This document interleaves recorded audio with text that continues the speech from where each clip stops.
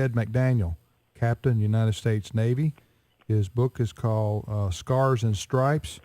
We've been talking to him about his experience in Vietnam, where he was shot down and held for a prisoner of war for 6 years. But as he says, praise God, he was able to survive that. The Lord brought him through and brought him back home to America. Ray? Captain McDaniel, you've alluded already in this interview to your own faith in God and how your faith in God brought you through what I suppose most of us would consider one of the most horrific experiences that could happen to anyone. Tell us a little bit about your own spiritual background and what did being a POW, what did that do to your faith, and how did your faith help you survive? Well, with faith, you can get through any situation that comes down the pike. You can handle almost anything with faith, but without faith, the journey through adversity might become impossible.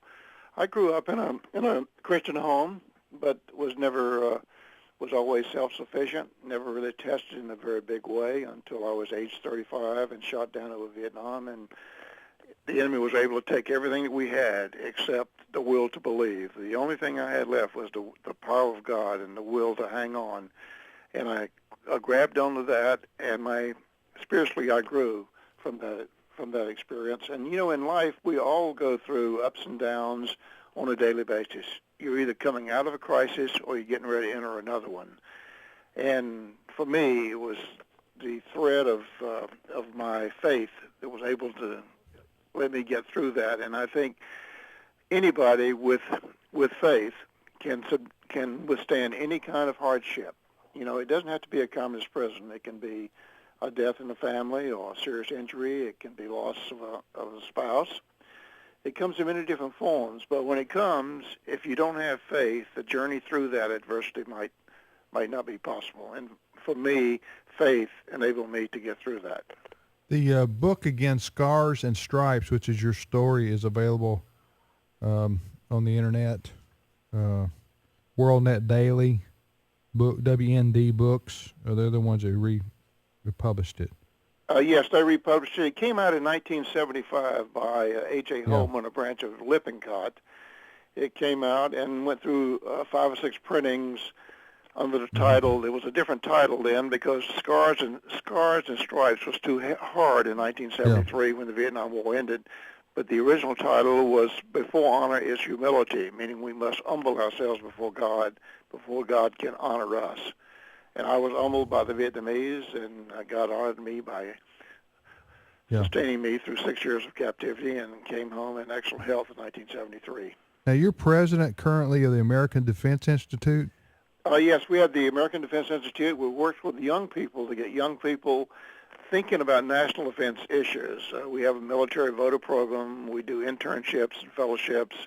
And, yes, we've been in operation for about 20 years and have touched a lot of young lives by speaking to high school groups, many young audiences, and it's very rewarding to see young people listen to my story, which is ancient history to them, but they wondered why Vietnam happened, what can we do to make sure it doesn't happen again. And Vietnam today it's more popular. The war is more popular today than it was 30 years ago. Yeah. What do you think? Reason. Yeah. What do you think? I know this is a broad, general question, but still, your observation on the state of our military today, our United States military. What do you see as our strengths and weaknesses, maybe? Well, I see us becoming weak because, we have a much smaller military today than we had in 1967. We had 2.4 million in uniform then, and today we have something like 1.4 million.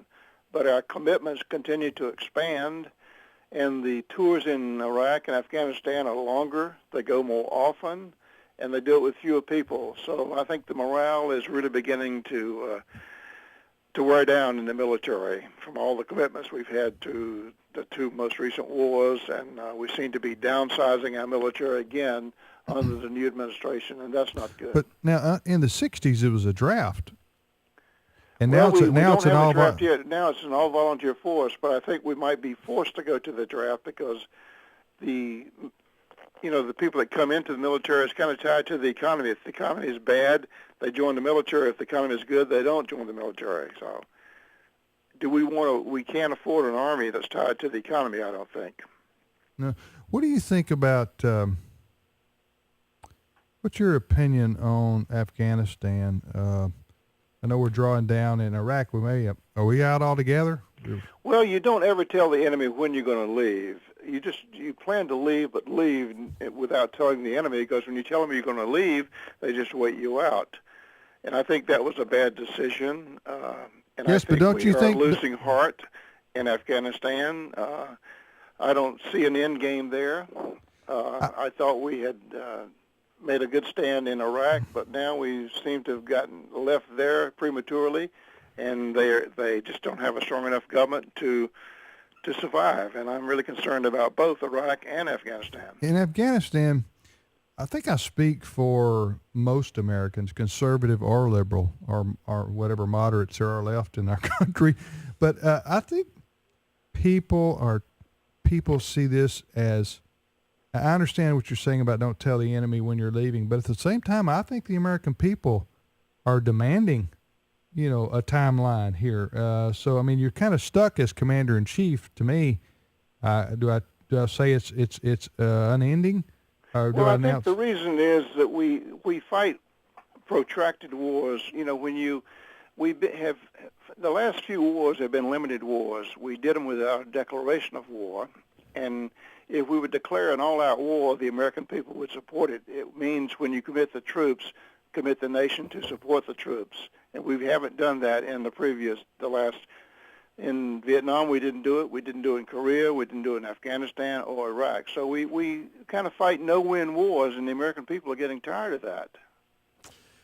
Captain McDaniel, could you talk a little bit about the fiasco, the disaster of what happened in Benghazi, both the events on September 11th and the unbelievable chain of cover-up, evasion, and denial, and cross stories, and all of that? Just can you give us some perspective on that? Well, I can give you a perspective that's. I was on Capitol Hill for 3 years in 1979 through 82. I was on Capitol Hill as Navy Marine Corps liaison to Congress, and I got to know how they work. And I find that the leaders of this country are very easily to mislead the American people. It's obvious that the Benghazi situation was covered up to impact the election that we just had. And then to bring General Petraeus into it, it's obvious to me that we knew about General Petraeus long before his resignation. And maybe he was a scapegoat for somebody, but what he did certainly can't be condoned, and it was wrong. But it's very suspect that it came to the forefront at the time it did. Yeah, boy, this concocted story of this being a mob action based on a video. I don't understand why this hasn't. Well, this has not been explained by the president or his team. They just threw that out there. But for some reason, it had to start somewhere. The story itself, they had to sit down on the night of September the 11th, I guess, and go, well, what are we going to say here? It was a video. Somebody had to come up with this idea to begin with. Do you think there's any truth or validity to that at all? Well, I think it goes right into the Oval Office because the president is in charge, and it's obvious that they were trying to delay anything major until after the election. So they lied. It'll get as we go along. It'll get very nasty from here on in because the Congress has the ability to have subpoena power to bring people in to find out what was happening, and they will do that. But it'll be very nasty for the country, and I wonder why our leaders don't just come out and, you put the truth on the table initially and you'll get a lot better result. Yeah, I know. You just wonder why didn't the president and his team come out and say, listen, this is a terrorist attack against our embassy. Sadly and unfortunately, we had people die. We're going to get to the bottom of it and find out who did this, and maybe we had some lapses in security. You should just tell the American people the truth. But to concoct this story about a video that you carried on for 2 weeks, and apologizing to the Muslim world. I know. Well, I find myself asking every time an announcement comes out of the White House, I will ask myself, what is the real reason for that? Is it the truth, or is it for some other reason? You just never know when you're getting the truth from your leaders. And we're reaching a point in this great country where the young people, I'm not sure the young people, my grandsons and my granddaughters, the sacrifice they're willing to make for this great country, I'm not sure the leaders of the country is deserving of that. And that's not a good situation to be in. Talking to Captain Eugene McDaniel, he'd been talking about his book, Scars and Stripes, which is his story of his experience in Vietnam as a 6-year prisoner of war, having been shot down by the Viet Cong. He is also the president of the American Defense Institute, a nonprofit headquartered in Washington, D.C. area, which he founded to increase public awareness of the need for a strong national defense. Ray? Back to the question of General David Petraeus,